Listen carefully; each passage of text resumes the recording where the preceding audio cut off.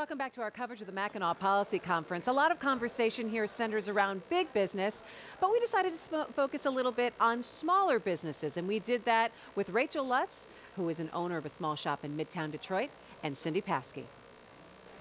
You know, when you think about the Mackinac Policy Conference, sometimes you think about big business, but there are some small businesses that are making some big noise here on the island this time around. Joining me now is Rachel Lutz. She is the owner of the Peacock Room in Midtown. And also joining me is Cindy Pasky. She is the founder and CEO of Strategic Staffing Solutions. Ladies, thanks so much for joining me here at the set. You know, this is great. You have done, whose idea was this? This was your idea, Rachel, wasn't it? This came about because Cindy was actually holiday shopping in my store in December, and she's a busy lady. She could shop online, but she made the effort to come into my store and to pick out all of her gifts with me one-on-one. And as I was walking her out to her car, I said, you know, I was at the policy conference last year.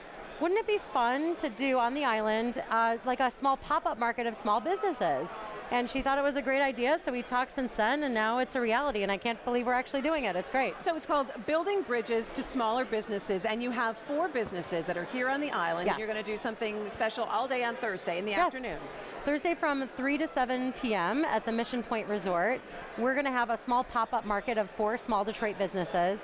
We're not really there to sell earrings, but we will have things for sale. We're really there to share our stories of entrepreneurship and talk about the role that small business plays in the Michigan economy. So if we're going to have a conference about the statewide economy, small business needs to be a part of that discussion. And isn't that really interesting, Cindy, because it's the small businesses that have these amazing stories and that actually grow into larger businesses, as you well know, starting off as a small business owner yourself and have now grown into a very large and very successful business. Yes, it's very true, and it's so important to acknowledge and recognize that the jobs that are created, not just in Detroit and Michigan, but all around the United States, the most jobs are created by small businesses that become medium and then large businesses. And you're right, S3 is the perfect example that it can happen. And so we worked with Rachel, and we're very happy to sponsor and support, and she's an amazing businesswoman. The other 3 companies are amazing, and that's how you grow a city. It's how you turn a city around.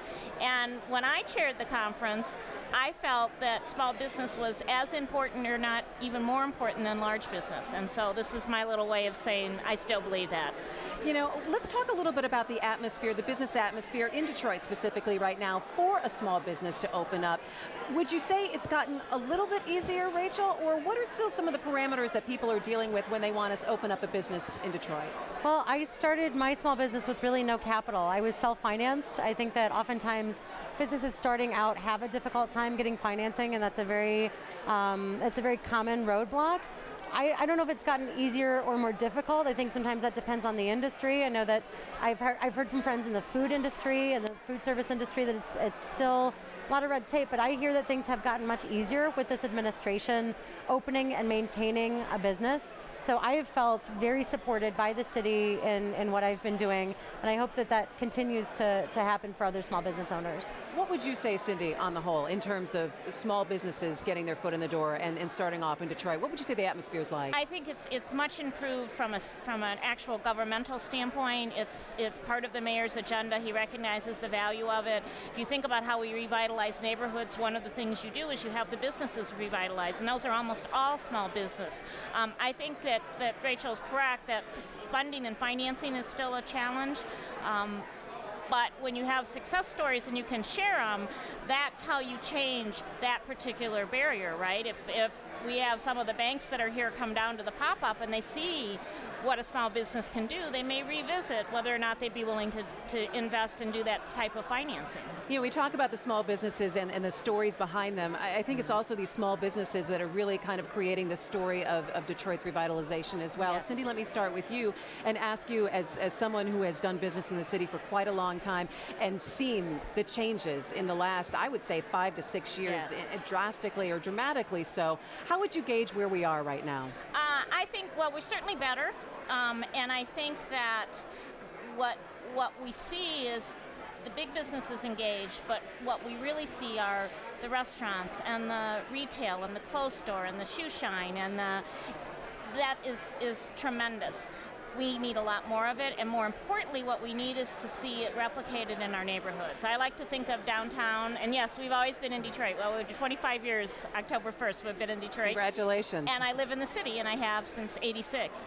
But I look at downtown as one neighborhood that's no more or no less important than any of the other neighborhoods. And when we can replicate what Rachel's done in the neighborhoods, then we're there, and we're not there yet, but we'll get there.